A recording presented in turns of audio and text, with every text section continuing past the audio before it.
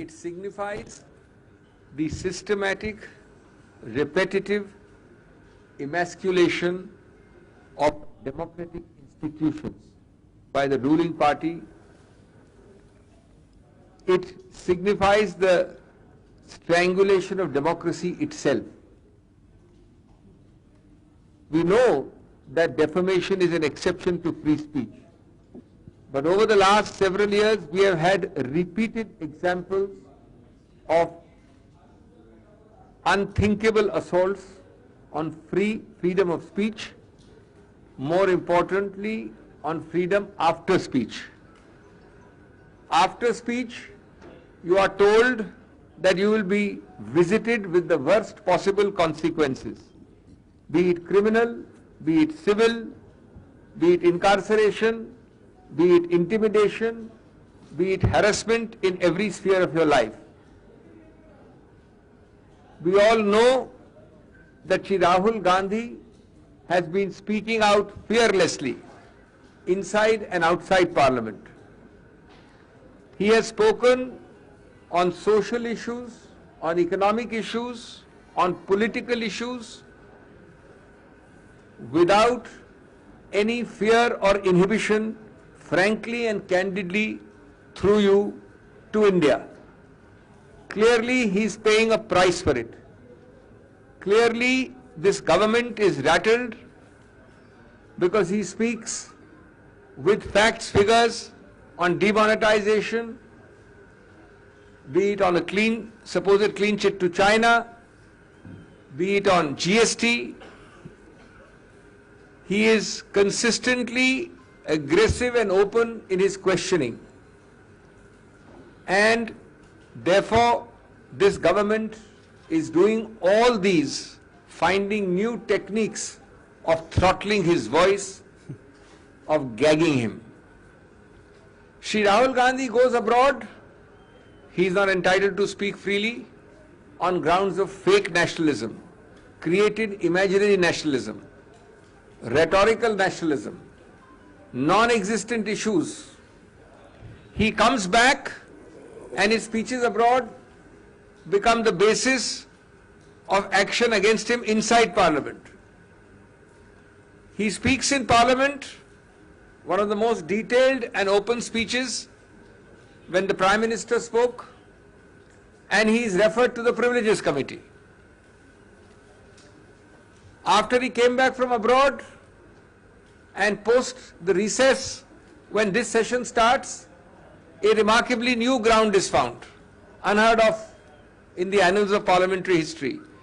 The ruling party resorts to disruption every day, saying a precondition for someone to speak in Parliament or attend Parliament is that he must first apologize. I don't think in any parliamentary democracy, Westminster or not Westminster, you have found this kind of stipulation. So disruption by the ruling party. All of this is part of a pattern. All of this is part of a pattern to stop him. A, because he speaks fearlessly and candidly. B, to divert attention from the real issues. To divert attention from the questions which my friend here asks every day. To divert attention from the burning issues before the nation today.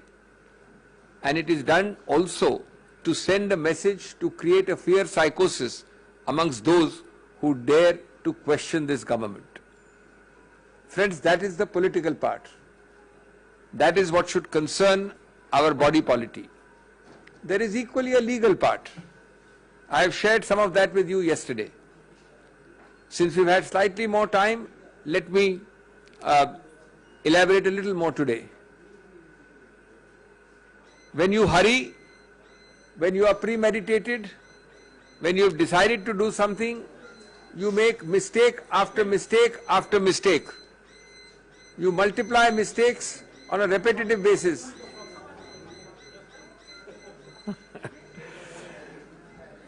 Take for example, the alacrity with which you are moving.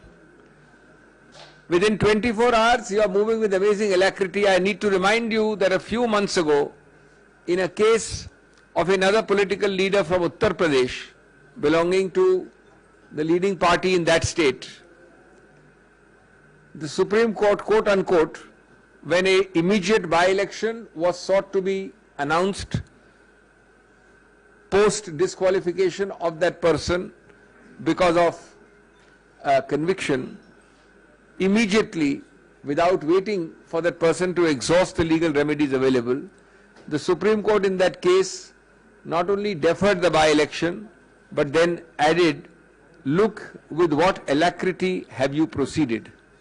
This is yet another example. But it gets curiouser and curiouser.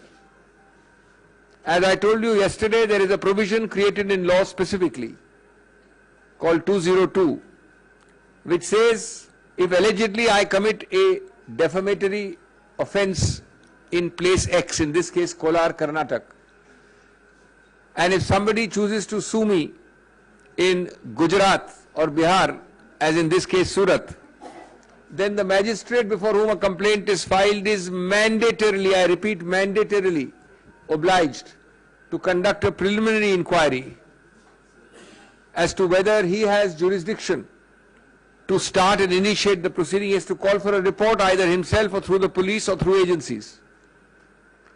To the best of our knowledge, this point is taken by Shri Gandhi's lawyers, noted in the judgment and not decided.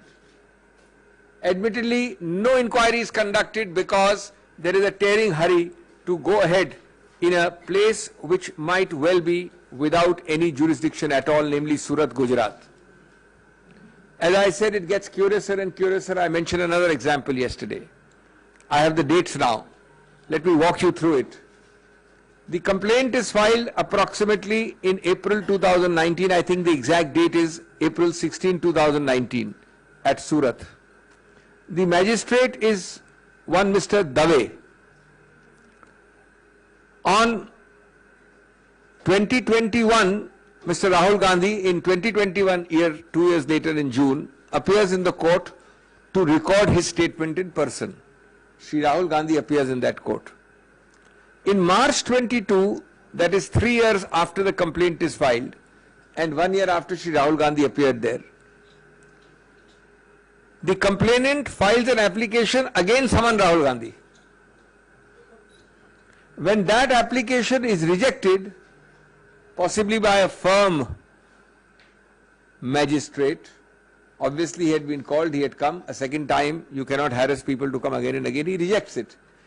At that point, the complainant rushes to the High Court and gets a stay of his own complaint.